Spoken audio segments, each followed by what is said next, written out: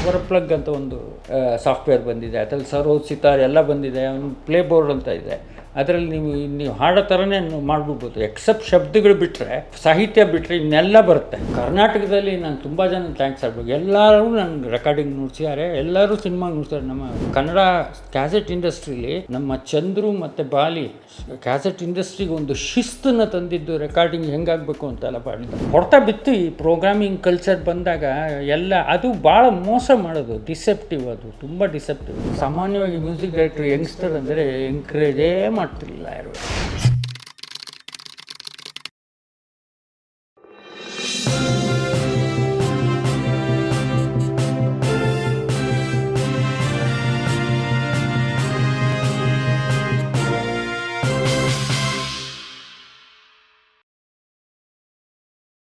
ಈಗ ಈ music arrangers ಎಲ್ಲ ಏನು ಮಾಡ್ತಾ ಇದ್ದಾರೆ ನಿಮ್ಮ ಕಾಲದವರೆಲ್ಲ?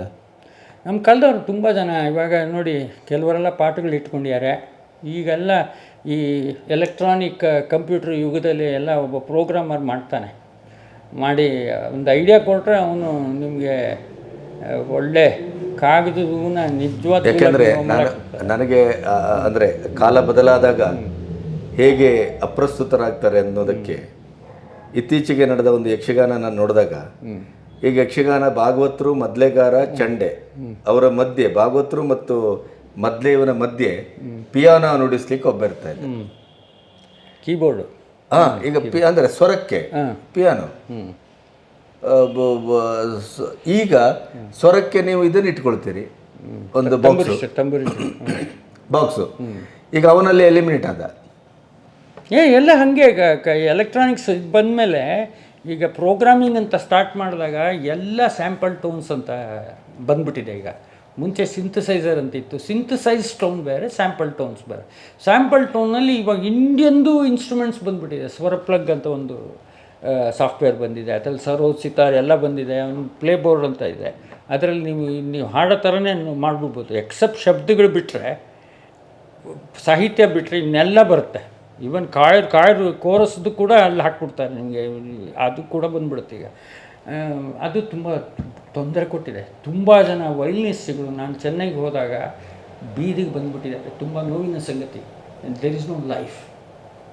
ತುಂಬ ಜನ ನಮ್ಮ ಅರೇಂಜರ್ಸು, ನೀವು ಸಾಕ್ಸ್ರಾಜಾಗಿಂತ ಅರೇಂಜರ್ ಬೇಕಾ ಸರ್? ದೊಡ್ಡ ಅರೇಂಜರ್, ಎಷ್ಟು ಸಿನಿಮಾ ಮಾಡಿದ್ದಾರೆ. ವೈದಿ, ಸಾಕ್ಸ್ರಾಜ, ಜಯಶೇಖರ್ ಅಂತಿದ್ದಾರೆ. ನಾನು ವಿಜಯ್ ಭಾಸ್ಕರ್ಗೆ ನಾನು ನುಡಿಸ್ತಾ ಇದ್ದಾಗ ಅವ್ರ ಹೆಸರು ಮಾಡ್ತಾಯಿತ್ತು, ರಮೇಶ್ ನಾಯ್ಡುಗೆ ಅರೇಂಜರ್ ನರಹರಿ, ಅಪಲ್ ರಾಜು ಅಂತ ಇದ್ದರು. ಅವರೆಲ್ಲ ದೊಡ್ಡ ದೊಡ್ಡ ಅರೇಂಜರ್ಸ್. ತುಂಬ ಏನು ಹೇಳಿದ್ರೆ ಒಂದು ರೀಲ್ ಫುಟೇಜ್ ಆವಾಗ ಇದ್ದಿರ್ತಿರಲಿಲ್ಲ, ಡಿಜಿಟಲ್ ಇರ್ತಿರಲಿಲ್ಲ, ಎಲ್ಲ ರೀಲ್ ಮಾರ್ಕ್ ಮಾಡಿದ್ರೆ ಸೆಕೆಂಡ್ಸ್ ಇಲ್ಲೇ ಟೈಮಲ್ಲಿ ಇರೋದು. 13 1/3 ಸೆಕೆಂಡಿಗೆ ಮ್ಯೂಸಿಕ್ ಮಾಡೋದು. ಅಷ್ಟು ಅನುಭವ ಆಗಿದೆ. ನಾವೆಲ್ಲ ತಪ್ಪು ಮಾಡಿ ಬಯಸ್ಕೋತಾ ಇದ್ವಿ. ನಾವು ಅಷ್ಟು ಚೆನ್ನಾಗಿ ಆ ಥೀಮ್ ಮ್ಯೂಸಿಕ್ ಸೆಟ್ ಮಾಡಬೇಕಾದ್ರೆ ಭಾಳ ಬ್ಯೂಟಿಫುಲ್ಲಾಗಿ ಮಾಡೋರು. ಅದು ಸಾಮಾನ್ಯವಾಗಿ ಒಬ್ಬ ಅರೇಂಜರೇ ಮಾಡಿಬಿಡೋರು. ಒಂದು ಐಡಿಯಾ ಇದ್ದರೆ ಸಾಂಗ್ದು ಒಂದು ಥ್ರೆಡ್ ಇಟ್ಕೊಂಡು ಮಾಡೋರು, ಅದನ್ನು ಇಟ್ಕೊಂಡು ಮಾಡೋರು. ಇವೆಲ್ಲ ಒಳ್ಳೆ ಅನುಭವ. ಒಳ್ಳೊಳ್ಳೆ ವಾದ್ಯಗಾರರನ್ನು ನೋಡ್ತಾ ಇದ್ದೆ ನಾನು. ಕಲ್ಯಾಣ್ ಅಂತ ವೈಲಿನಿಸ್ಟು. ಅವರು ನಮ್ಮ ಕರ್ನಾಟಕದಲ್ಲಿ ನಾನು ತುಂಬ ಜನ ಥ್ಯಾಂಕ್ಸ್ ಹೇಳ್ಬೇಕು. ಎಲ್ಲರೂ ನನ್ನ ರೆಕಾರ್ಡಿಂಗ್ ನುಡಿಸಿದ್ದಾರೆ, ಎಲ್ಲರೂ ಸಿನಿಮಾಗೆ ನುಡಿಸ್ತಾರೆ. ನಮ್ಮ ಬಾಲಿ ಇವಾಗ ನಮ್ಮ ಕನ್ನಡ ಕ್ಯಾಸೆಟ್ ಇಂಡಸ್ಟ್ರೀಲಿ ನಮ್ಮ ಚಂದ್ರು ಮತ್ತು ಬಾಲಿ ಕ್ಯಾಸೆಟ್ ಇಂಡಸ್ಟ್ರಿಗೆ ಒಂದು ಶಿಸ್ತನ್ನು ತಂದಿದ್ದು, ರೆಕಾರ್ಡಿಂಗ್ ಹೆಂಗಾಗಬೇಕು ಅಂತೆಲ್ಲ ಮಾಡಿದ್ದ ಅವರು. ತುಂಬ ಜನ, ವೇಣುಗೋಪಾಲ್ ರಾಜು, ಅವನಿಗೇನು ಲೆಕ್ಕನೇ ಇಲ್ಲ. ಅವ್ನು ನುಡಿಸಿರೋ ಫಿಲಮ್ಸು ಯು ಕಾಂಟ್ ಕೌಂಟ್, ಅಷ್ಟು ನುಡಿಸಿದ್ದಾರೆ ಅವರು. ತುಂಬ ಚೆನ್ನಾಗಿ ನುಡಿಸಿದ್ದಾರೆ. ಅವರಪ್ಪ ನಮಗೆ ಪ್ರಮೋಟ್ರು. ನಮಗೆ ಬಿಗಿನಿಂಗಲ್ಲಿ ಅವ್ರು ಡಾಕ್ಯುಮೆಂಟ್ರಿಗೆ ನುಡಿಸ್ತಾ ಇದ್ದೆ. ಸೀತಾರಾಮರಾಜು ಅವರು ನಮ್ಮ ಮನೇಲೇ ನೊಟೇಷನ್ ಕೊಟ್ಟು ಸ್ಟುಡಿಯೋಗೆ ಹೋಗ್ತಾಯಿದ್ವಿ ನಾವು. ಆ ಥರ ಎಲ್ಲ ಒಂದು ಅನುಭವ. ನಮ್ಮ ಕಲಾವಿದರುಗಳು, ನಮ್ಮ ಗಿಟಾರ್ ಶ್ರೀನಿವಾಸು, ಮಾರುತಿ ಅಂತ ಇದ್ದಾರೆ ಗಿಟಾರಿಸ್ಟು, ಅವ್ರುಗಳೆಲ್ಲ ನಮ್ಮ ಆರ್ಟಿಸ್ಟ್ಗಳು ಯಾರ್ಯಾರಿದ್ದಾರೆ ಎಲ್ರಿಗೂ ನನ್ನ ರೆಕಾರ್ಡಿಂಗ್ ನುಡಿಸೋದು. ನನ್ನ ಜೊತೆಗೆ ಬಲಗೈಯಾಗಿರೋದು ಇವತ್ತಿಗೂ ಶಬೀರ್ ಅಹಮದ್ ತುಂಬ ಕೆಲಸ ಮಾಡಿದ್ದಾರೆ ನಮಗೆ. ನನ್ನ ಎಲ್ಲ ಸೀರೀಸ್ಗೆ ಅವರು ಮ್ಯಾಕ್ಸಿಮಮ್ ಅರೇಂಜ್ ಮಾಡೋದು. ಪ್ರವೀಣ್ ಸ್ಟೀಫನ್ ನನ್ನ ಜೊತೆ ಅರೇಂಜರಾಗೂ ಕೆಲಸ ಮಾಡಿದ್ದಾರೆ. ಚಿನಾರಿ ಮುತ್ತ, ಕೊಟ್ಟರೆ ಸಿಗೋನ್ಸೋಗಿ ಪ್ರವೀಣ್ ಸ್ಟೀಫನ್ ಅವರೇ. ಮನೋಮೂರ್ತಿಗೂ ವರ್ಕ್ ಮಾಡೋದು, ಇದೆಲ್ಲ ಯಾವುದು ಮುಂಗಾರು ಮಳೆ ಎಲ್ಲ ಸ್ಟೀಫನ್ ಅರೇಂಜ್ ಮಾಡೋದು. ಸುಮಾರು ಫಿಲ್ಮ್ ಮಾಡಿದ್ದಾರೆ ಅವರು. ಹಂಸಲೇಖ ಹೋಗಿ ವರ್ಕ್ ಮಾಡ್ತಾಯಿದ್ರು ಅವರು. ನಮಗೆಲ್ಲ ವರ್ಕ್ ಮಾಡ್ತಿದ್ದವರು ಅಲ್ಲಿ ವರ್ಕ್ ಮಾಡ್ತಾಯಿದ್ರು. ಆಮೇಲೆ ನಮ್ಮ ಗೋಡ್ಕಿಂಡಿ ತುಂಬ ಬುಟ್ಟು ಈ ಹೆಸರು ತುಂಬ ಅರೇಂಜರ್ಸನ್ನ ಮ್ಯೂಸಿಷಿಯನ್ಸನ್ನು ಹೇಳ್ಬೋದು. ತುಂಬ ಒಳ್ಳೊಳ್ಳೆ ಆರ್ಟಿಸ್ಟ್ಗಳು. ನಾನು ಎಲ್ಲ ಡೈರೆಕ್ಟರ್ಸ್, ಸುಮಾರು ಜನ ಡೈರೆಕ್ಟರ್ಸ್ಗೆ ವರ್ಕ್ ಮಾಡಿದ್ದೀನಿ ನಾನು. ಅಮೃತವರ್ಷಿಣಿ ತಮಿಳ್ ದೇವಾಗ ವರ್ಕ್ ಮಾಡಿದ್ದೀನಿ, ವೈದಿಗೆ ವರ್ಕ್ ಮಾಡಿದ್ದೀನಿ. ಹಂಸಲೇಖ ಒಂದು 2-3 ಸಿನಿಮಾಗೆ ನಾನು ನುಡಿಸಿದ್ದೀನಿ. ಆಮೇಲೆ ನಾನು ಜಾಸ್ತಿ ನುಡಿಸಿದ್ದು ವಿಜಯ್ ಭಾಸ್ಕರ್ಗೆ, GKVಗೆ ಒಂದು ಕೊನೆಯ ಲಾಸ್ಟ್ ಮೂವೀಸ್ಗೆ ವರ್ಕ್ ಮಾಡಿದ್ದೀನಿ. ಎಲ್ಲ ಒಳ್ಳೆ ಅನುಭವಗಳು. ಪದ್ಮಚರಣ್, ಎಚ್ ಕೆ ನಾರಾಯಣ್ ಅಂದರೆ ಶಿವಪ್ಪ, ಅದಕ್ಕೆ ಪದ್ಮಚರಣ್ ಶಿವಪ್ಪ ಮ್ಯೂಸಿಕ್ಕಿಗೆ ಮಾಡಿದ್ದೆ. ಅಫ್ಕೋರ್ಸ್ ಅಶ್ವಥ್ ಅನಂತ ಸ್ವಾಮಿ ಕೇಳೋಂಗಿಲ್ಲ. ಇನ್ನು ಕೆಲವರು ಯಾರು ಬೇರೆ ಉತ್ತರ ಕರ್ನಾಟಕದ ಬಂದವ್ರದ್ದೆಲ್ಲ ಬೇಕಷ್ಟು ಕೆಲಸ ಮಾಡಿದ್ದೀನಿ. ಒಂದು ತುಂಬ ದೊಡ್ಡ ಅನುಭವಗಳು. ಅವರೆಲ್ಲರ ಬದುಕು ಅತಂತ್ರ ಆಗಿದೆ ಅಲ್ವಾ? ಕೆಲವ್ರದ್ದು ಅಂದರೆ ಸ್ವಲ್ಪ ಹೊಡೆತ ಬಿತ್ತು. ಈ ಪ್ರೋಗ್ರಾಮಿಂಗ್ ಕಲ್ಚರ್ ಬಂದಾಗ ಅದು ಭಾಳ ಮೋಸ ಮಾಡೋದು, ಡಿಸೆಪ್ಟಿವ್, ಅದು ತುಂಬ ಡಿಸೆಪ್ಟಿವ್. ಅದ್ರ ಜೊತೆಗೆ ಆಮೇಲೆ ರೆಹಮಾನ್ ಲೇಟೆಸ್ಟ್ ಇದರಲ್ಲಿ ಒಂದು ಸ್ವಲ್ಪ ಲೈವ್ ಇನ್ಸ್ಟ್ರೂಮೆಂಟ್ಸ್ ಎಲ್ಲ ಅವ್ರಿಗೆ ಸವಲತ್ತು ಸಿಕ್ಕಿದ ಮೇಲೆ ಸ್ವಲ್ಪ ಲೈವ್ ಇನ್ಸ್ಟ್ರೂಮೆಂಟ್ ಹಾಕೋಕ್ಕೆ ಶುರು ಮಾಡಿದ್ರು. ಬಟ್ ಅದು ತೊಂದರೆನೇ ಆಯಿತು. ವೈಲಿನಿಸ್ಟ್ಗಳು ಚೆಲ್ಲೋ ನಿಮಗೆ ಈಕ್ವೇಷನ್ ಇರೋದು ಆರ್ಕೆಸ್ಟ್ರಾದ. ನಿಮ್ಗೆ ಇವಾಗ ಇದಿದೆಯಲ್ಲ, ಚಿನ್ನದ ಮಲ್ಲಿಗೆ ಹೂವೆ ಬಿಡು ನೀ, ಅದು ಇದೆಯಲ್ಲ ಸಾಂಗು, ಇದು ಲೈವ್ ಆರ್ಕೆಸ್ಟ್ರಾ. ಅದು ವೈಲಿನ್ಸ್ ಎಲ್ಲ ಅದ್ಭುತ ಆರ್ಕೆಸ್ಟ್ರಾ. ಅದು ಲೈವೇ ಅಲ್ವಾ ಸರ್? ನೀವು ವರ್ಚುವಲ್, ಇವಾಗ ನೀವು ನಾನು ಲೈವಲ್ಲಿ ಮಾತಾಡ್ತಾ ಇದ್ದೀರಿ, ವರ್ಚುವಲ್ಗೂ ಅದಕ್ಕೂ ವ್ಯತ್ಯಾಸ ಇದೆಯಲ್ಲ. It makes A lot of difference. ತುಂಬ ಇದಾಗಿದೆ. ಆಮೇಲೆ ನಾನು ಕೆಲವ್ರಿಗೆ ಕೃತಜ್ಞತೆ ಅರ್ಪಿಸಲೇಬೇಕು. ಯಾರಿಗೆ ಅಂತಂದರೆ ರತ್ನಮಾಲಾ ಪ್ರಕಾಶ್, ಮಾಲತಿ ಶರ್ಮಂದು ಏನು ಸ್ಪೆಷಾಲಿಟಿ ಅಂದರೆ, ನನಗೆ ಸುಮಾರು ಹಾಡುಗಳು ಅವರಿಂದ ಬಂದಿದೆ. ಆಕಾಶವಾಣಿ ಕರೆಯೋರು, ಅಲ್ಲಿ ಹಾಡು ಮಾಡಿದ್ದು ನಾನು ಕ್ಯಾಸೆಟ್ ಮಾಡಿದ್ದೀನಿ. ಆ ಮಾಲತಿ ಶರ್ಮಾ ಭಾಳ ಸ್ಫೂರ್ತಿ ನನಗೆ. ಇವ್ರಿಗೆಲ್ಲ ನುಡಿಸಿದ್ದೀನಿ ಸಂಗೀತ. You name the artist, I have played for all everybody. ಯಾರು BR ಛಾಯಾ, ಸಂಗೀತ ಕಟ್ಟಿ, ರೈಟ್ ಫ್ರಮ್ ಕೋರ್ಟ್ ದಬಾಡಿಗೂ ನುಡಿಸಿದ್ದೀನಿ ನಾನು. ಅಂದರೆ ನಮಗೆ ತಾರತಮ್ಯನೇ ಇರ್ತಿರಲಿಲ್ಲ. ನಾನು ನಮ್ಮ ಅಣ್ಣ ಮುರಳಿ ಲೀಡಿಂಗ್ ಫ್ಲೂಟಿಸ್ಟು. ನಾನು ಮುರಳಿ ಚಂದ್ರು 3 ಜನ ತ್ರಿಮೂರ್ತಿ ಕರೆಯೋರು ಒಂದು ಟೈಮಲ್ಲಿ. ನೀವು that was a great experience. ಎಲ್ಲ ಆರ್ಟಿಸ್ಟ್ಗಳಿಗೂ ನಾನು ಥ್ಯಾಂಕ್ಸ್ ಹೇಳ್ತೀನಿ. ನಿಮ್ಮ ಸಂದರ್ಶನದ ಮೂಲಕ ನನಗೆ ಹೇಳೋಕ್ಕೊಂದು ದೊಡ್ಡ ಅವಕಾಶ. ಅದಕ್ಕೆ ಮಿಗಿಲಾಗಿ ನಿಮಗೆ ನಾನು ಥ್ಯಾಂಕ್ಸ್ ಹೇಳಬೇಕು. ನನ್ನ ಕೆಣಕಿ ಕೆಲವು ವಿಷಯಗಳನ್ನು ಹೊರತೆಗೆದಿದ್ದೀರಲ್ಲ, ಇದು ಒಂದು this not an exploration, this is called an excavation of musical experiences of mind. So I should be very thankful to Ganapati channel and Ganpati personally, and I should thank my friend SM Patil ಅವ್ರಿಗೆ. ಅವರು ನಿಮ್ಮನ್ನು ನನ್ನ proposition ನಾನು propose ಮಾಡೋದಕ್ಕೆ ಇದು ಇಂಟರ್ವ್ಯೂಗೆ ನಿಮ್ಗೆ ತುಂಬ ಸಂತೋಷ ಆಯಿತು ಸರ್. ನನಗೆ ಇನ್ನು ಒಂದು ಹಾಡು ಹೇಳ್ತೀನಿ ನಾನು. ಹಾಡು ಹೇಳಿ ಮುಗಿಸ್ತೀನಿ. ನೀವು ನಿಸಾರ್ ಬಗ್ಗೆ ಕೇಳ್ತಾ ಇದ್ರಿ. ನಿಸಾರ್ ಅಹಮದ್ ಹಾಡು ಒಂದು ಸ್ವಗತ.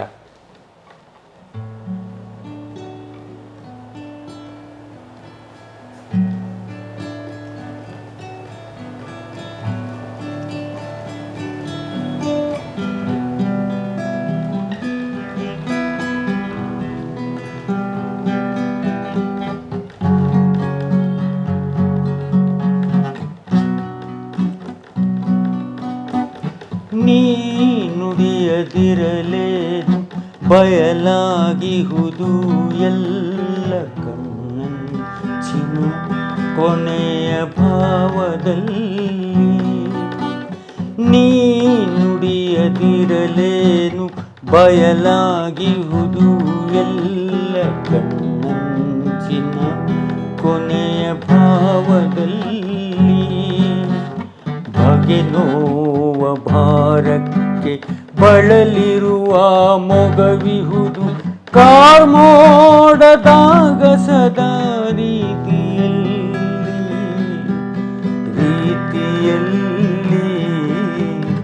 ನೀ ನುಡಿಯದಿರಲೇನು.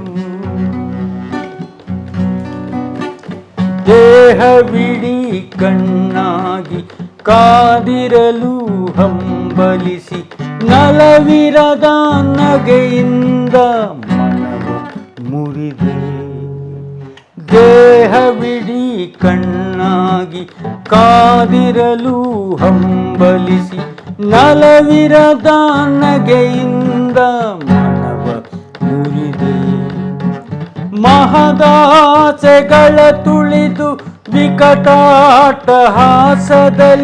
ಮಹದಾಸೆಗಳ ತುಳಿದು ವಿಕಟಾಟಹಾಸದಲ್ಲಿ ಮೆರೆದಿರುವ ನೋಟದಲ್ಲಿ ನನ್ನ ನೀರಿದೆ ಲಾ ಲಾ ಲಾ ಲಾ ಲಾ ಲಾ ಲಾ ಲಾ ಲಾ ಲಾ ಲಾ ನೀ ನುಡಿಯದಿರಲೇನು. ವಾ, ಇನ್ನೊಂದು ಮರ್ತುಬಿಟ್ಟೆ ನಾನು, ತುಂಬ ತಪ್ಪಾಗ್ಬಿಟ್ಟಿರೋದು. ವ್ಯಾಸರಾವ್ ನನ್ನ ಜೀವನದಲ್ಲಿ ಮುಖ್ಯ ಭಾಗ. ಎಮ್ ಎನ್ ವ್ಯಾಸರಾವ್ ಅವರದ್ದು ಮ್ಯಾಕ್ಸಿಮಮ್ ಸಾಂಗ್ಸ್ ಮಾಡಿದ್ದೀನಿ, 40-45 ಹಾಡು ಮಾಡಿದ್ದೀನಿ ಅವ್ರದ್ದು. ಅವ್ರು ನನಗೆ ಮೊದಲ ಕ್ಯಾಸೆಟ್ ಶೃಂಗಾರ ಅಂತ ಒಂದು ಕ್ಯಾಸೆಟ್ ಮಾಡಿದಾಗ ಫಸ್ಟ್ ಸಾಹಿತ್ಯ ಕೊಟ್ಟವರು.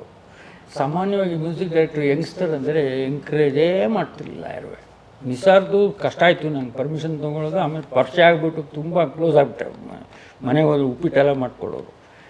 ಇದು ವ್ಯಾಸರಾವ್ ಮರೆಯೋಕ್ಕಾಗಲ್ಲ. ಅವ್ರನ್ನ ನೆನಪಿಸ್ಕೊಂಡು ಅವ್ರಿಗೆ ಟ್ರಿಬ್ಯೂಟ್ ಕೊಟ್ಟರು. ವ್ಯಾಸರಾವ್, ವೆಂಕಟೇಶ್ ಮೂರ್ತಿ, ಲಕ್ಷ್ಮಣರಾವ್ 3 ಜನ ನಮಗೆ ಫಸ್ಟು ಎಂಕರೇಜ್ ಮಾಡಿದ್ದು ನಮ್ಮ ಕ್ಯಾಸೆಟ್ ಫೀಲ್ಡ್ಗೆ. ಅವ್ರದ್ದೊಂದು ಗಜಲ್ ಹಾಡ್ತಿದ್ದೆ.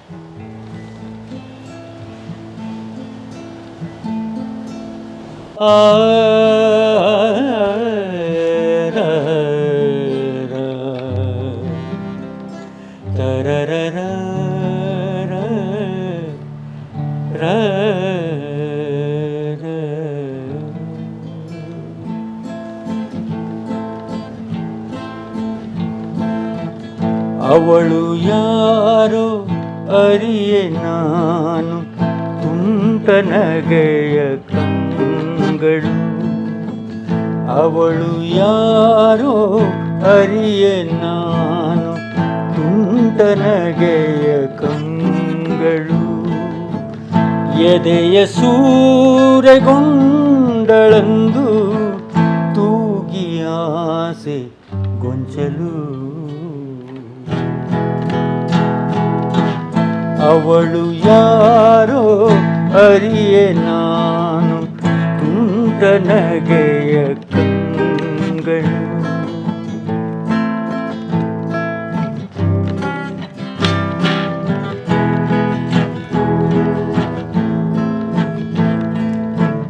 ನೀಲಿ ಬಾನು ನೀಲಿ ಸೀರೆ ಅವಳ ಬಣ್ಣ ಶ್ಯಾಮಲ.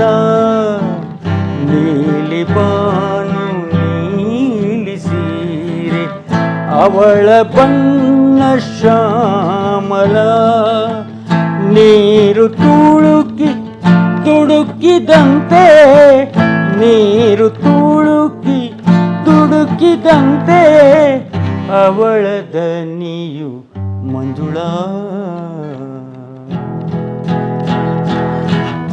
ಅವಳು ಯಾರೋ ಅರಿಯೆ ನಾನು, ತುಂಟ ನಗೆಯ ಕಂಗಳು.